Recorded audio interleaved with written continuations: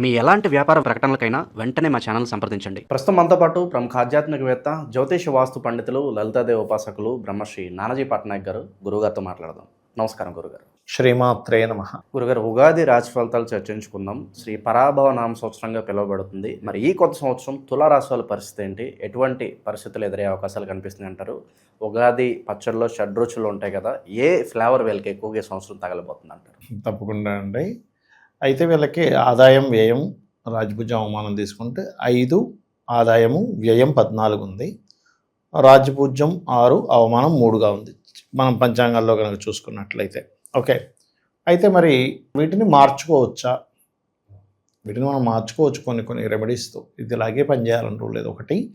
రెండవది, ఆదాయం 5 ఉంది, వ్యయం 14 ఉందంటే ఆదాయం వీళ్ళకి పర్సనల్ చార్ట్లో కనుక ధనాన్ని బాగా ఇంప్రూవ్ చేసేటువంటి మహాదశలు, అంతర్దశలు కనుక వస్తే టెన్షన్ పడాల్సిన అవసరం ఏం లేదు. అదంతా కూడా జనరల్ ఇది మాత్రమే. అయితే ఈ యొక్క అంశాలు చెప్తుంది నేనైనప్పటికీ చెప్పిస్తుంది సాక్షాత్ లలిత అమ్మవారిగా భావిస్తూ. ఇక్కడ ఏంటంటే ఆదాయమేమో 5, వ్యయం 14 ఉన్నందుకు తులవారికి ఆదాయం పెరగాలి అంటే వీళ్ళు చాంటింగ్ అనేటువంటిది ఓం స్కందాయ నమః, ఇది ఆటోమేటిక్గా వీళ్ళకి పెంచుతుంది. ఎందుకంటే మంత్రం ద్వారా దేవత యొక్క అనుగ్రహం అనేటువంటిది పెరుగుతుంది కాబట్టి.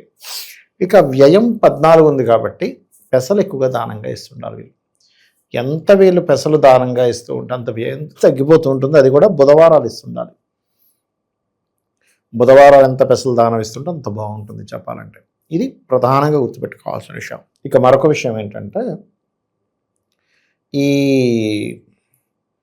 ఈ యొక్క కాంబినేషన్స్ రాజభుజం అవమానం కనుక తీసుకుంటే రాజభుజం 6, అవమానం 3, దాని గురించి టెన్షన్ పడాల్సిన అవసరం లేదు. అయితే ఇన్ జనరల్గా తులారాశి వారికి ఉన్నటువంటి గొప్ప ఇదేంటంటే బ్యాలెన్స్ బాగా చేయగలుగుతారండి. అది వాళ్ళు బండి నడిపేటప్పుడు అనుకోండి, 2 వీలర్ నడిపినప్పుడు అయినా కానీ, లేకపోతే లైఫ్లో తీసుకునేటువంటి కొన్ని ఇన్సిడెంట్స్ వాళ్ళకి అప్ అండ్ డౌన్స్ అవుతున్నా సరే చాలా కూల్గా తీసుకోగలుగుతారు. ఇంకెవరో లగ్నం పాడైపోయి 3వ స్థానం పాడైపోతే ఇన్బ్యాలెన్స్ అవుతారేమో. తుల అంటేనే బ్యాలెన్స్, క్రాసు, ఎటు బరువు ఉంది ఎటు తక్కువ ఉంది అనేటువంటిది. అందుకని ఖచ్చితంగా 100% బ్యాలెన్స్ అయితే తీరాల్సిందే, ఇంక అందులో డౌట్ ఏం లేదు.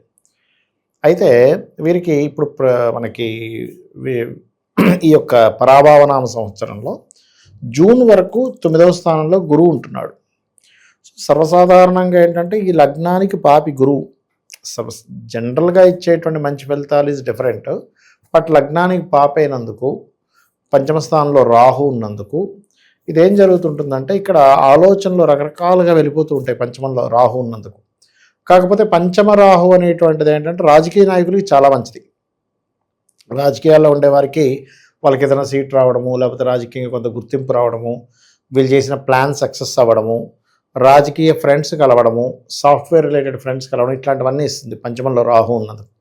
కానీ గురువు ఎప్పుడైతే 9వ స్థానంలో ఉన్నాడో, గురువు లగ్నాన్ని వీక్షిస్తున్నందుకు మంచిగా గైడ్ చేసే వాళ్ళు చుట్టూ కనిపిస్తే ఇబ్బంది పెట్టేవాళ్ళు కూడా తయారవుతుంటారు లగ్నానికి పాపవడం వల్ల. అయితే వీళ్ళకి కెరియర్ పరంగా మాత్రం జూన్ తర్వాత నుంచి ఎప్పుడైతే గురువు మారుతున్నాడో దశమ స్థానంలోకి, ఖచ్చితంగా ఇక్కడ ఆ గ్రోత్ అనేటువంటిది ఇస్తాడు. అక్కడ ట్రాన్స్ఫర్లు కావచ్చు, ప్రమోషన్స్ కావచ్చు, జూన్ నుంచి వీళ్ళు ఎక్స్పెక్ట్ చేయొచ్చు.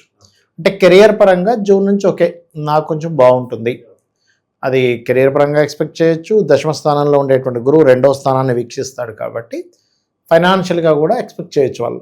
అక్కడి నుంచి ఎంతో కొంత నాకు బెటర్గా ఉంటుంది, ఇన్ని రోజులు ఇంత ఇబ్బంది పడుతున్నా అక్కడి నుంచి కొంత రిలీఫ్ వస్తుంది, కొంచెం అప్పులు కట్టుకోగలుగుతాను, కొంచెం క్లియర్ అవ్వగలుగుతాను అనేది చెప్పచ్చు. అలాగే దీంతోపాటు శని వీళ్ళకి 6వ స్థానంలో ఉన్నాడు.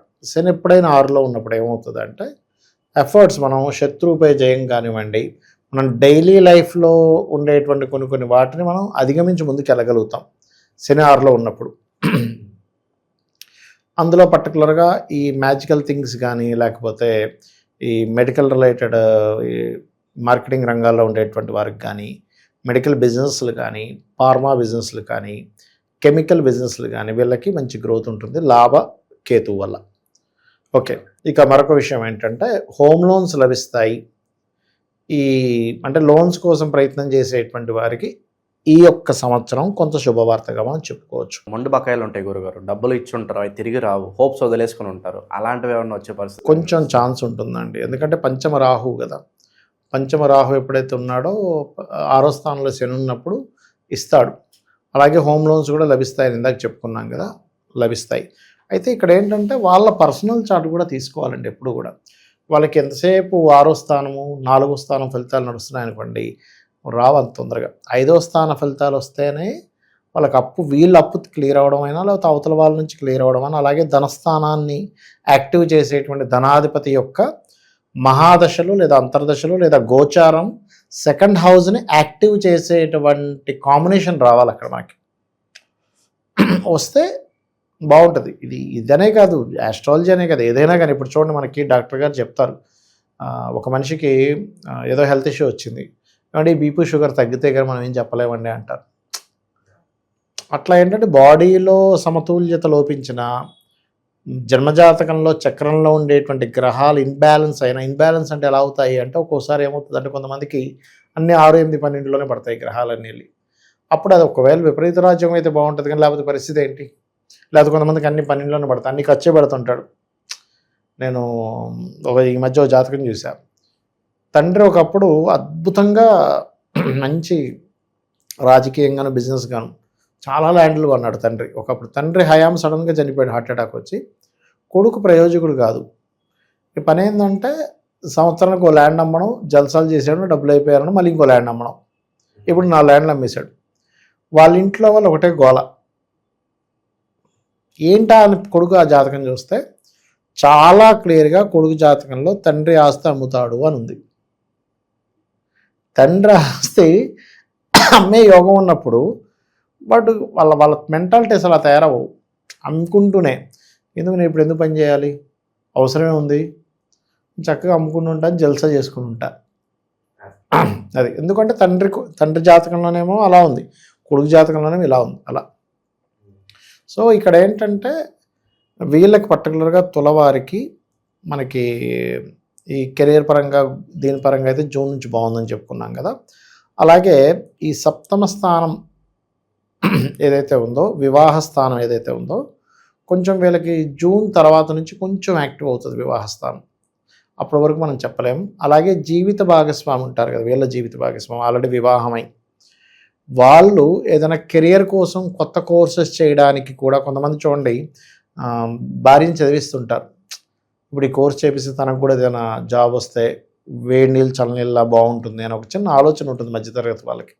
అది అవసరం కూడా. ఇవాళ రేపు ఎన్ని ఖర్చులు పెరిగిపోయింది, పర్సన్ ఒక్కడే పోయి జాబ్ చేసుకొని వస్తానంటే జరిగే రోజులు లేవు. రెంట్లో 20,000, 25,000, 30,000 కట్టుకుంటున్నారు. కాబట్టి సరిపోవట్లే.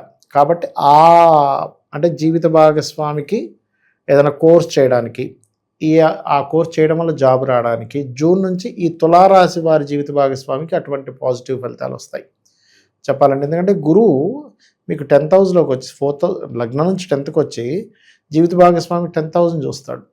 అంటే వాళ్ళు ఏదైనా కోర్స్ చేయాలి.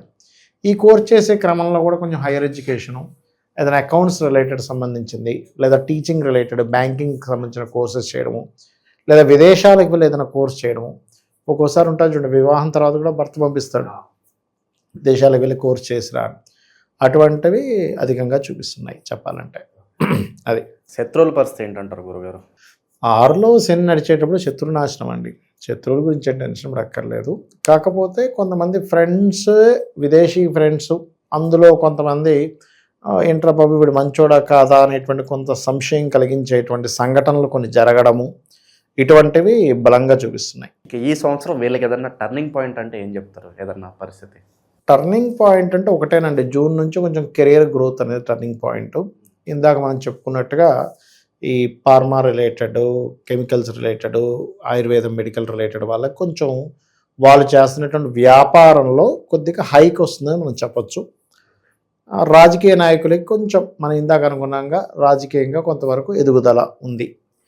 ఫారిన్ కంట్రీస్లో ఉండే ఫ్రెండ్స్, కొంతమందికి ఫారెన్లో ఉండే ఫ్రెండ్స్ ఏర్పడడం, లేకపోతే ఫారిన్ కంట్రీకి వెళ్ళి అక్కడ ఏదైనా సంతానాన్ని పొందుదామని ప్లాన్ చేస్తుంటారు. అక్కడ గ్రీన్ కార్డు హోల్డర్షిప్, సిటిజన్షిప్ వస్తుందని అటువంటి వాటికి. కాకపోతే ఎంతైనా పంచమ రాహు కదా, ఈ ప్రెగ్నెన్సీ అయ్యేటప్పుడు కేర్ ఎక్కువ తీసుకోవాలి. లేకపోతే ఏమవుతుందంటే అబార్షన్స్కి కారకుడు రాహు పంచమంలో ఉండి అనవసరంగా దానివల్ల ఇబ్బంది రావడం జరుగుతుంటాయి. అది ఇక్కడ పంచమ రాహు ఉండేటప్పుడు కామన్గా కూడా ఏంటంటే కొంచెం సేమ్ క్యాస్ట్ కాకుండా డిఫరెంట్ క్యాస్ట్ వాళ్ళతో లవ్ అఫైర్ ఏర్పడడం. పంచమం లవ్ కదండి, రాహు ఉన్న డిఫరెంట్ వాళ్ళతో ఆ అట్రాక్షన్స్ ఏర్పడడం అనేటువంటిది జరుగుతుంది. ఓకే, ఈ సంవత్సరం ప్రాపర్టీస్ కానీ స్థలాలు కానీ కొనుక్కోవడానికి అనుకూలంగానే ఉంటుందంటారు వీళ్ళకి? లోన్స్ వస్తాయని చెప్పానుగా, లోన్స్ తీసుకొని మరీ కొనుక్కుంటారు, అందులో ఎటువంటి డౌట్ లేదు. కొంటారు. కాకపోతే 4వ అధిపతి 6లో ఉన్నప్పుడు మాత్రం కొంచెం వాహనం మీద వెళ్ళేటప్పుడు కొంచెం అతివేగం పనికిరాదనే విషయాన్ని వీళ్ళు గుర్తుపెట్టుకోవాలి. ఇక ఈ సంవత్సరం మొత్తం చేసుకోవాల్సిన పరిహారాలు ఏంటి గురుగారు? ఏదన్నా మంచి క్షేత్రాలను దర్శిస్తే బాగుంటుందంటారు? ఈ సంవత్సరం అంతా కూడా చేసుకోవాల్సినటువంటి పరిహారాలు నన్ను అడిగితే జూన్ వరకు క్షేత్ర దర్శనం చేయడమే మంచిది. జూన్ వరకు ఎటువంటి క్షేత్రాలకు వెళ్తే బాగుంటుందంట? వీళ్ళు ఎటువంటి క్షేత్రాలకు వెళ్తే బాగుంటుంది అంటే దత్తాత్రేయ క్షేత్రాలకు వెళ్ళాలండి. దత్తాత్రేయుడు, దుర్గా, పంచమంలో రాహు ఉన్నాడు కదా, వీళ్ళు రాహు పంచమంలో వీళ్ళకి నవంబర్ వరకు ఉంటాడు కాబట్టి వీలైనంత మట్టుకు రోజుకు ఒక 20 నిమిషాలు 30 నిమిషాలైనా దుర్గాదేవిని కనుక స్మరించుకుంటూ ఉంటే ఇమాజినేషన్స్కి వెళ్ళాం మనం. ఇప్పుడు ఎలా ఉంటుందంటే జరగంది ఏదో జరిగిపోతుంది ప్యానిక్ అయిపోతుంటాం. ప్యానిక్ అవ్వనివ్వకుండా కొంచెం మనం ప్రశాంతంగా ఉండడానికి అమ్మవారు కాపాడుతుంది వీరికి. ఓవరాల్గా ఈ తులారాశి వాళ్ళకి పరాభావ నామ సంవత్సరం ఏ విధంగా ఉంటుందో మీ మాటల్లో మంచి విశ్లేషణ అందించారు. ధన్యవాదాలు. శ్రీమాత్రే నమః.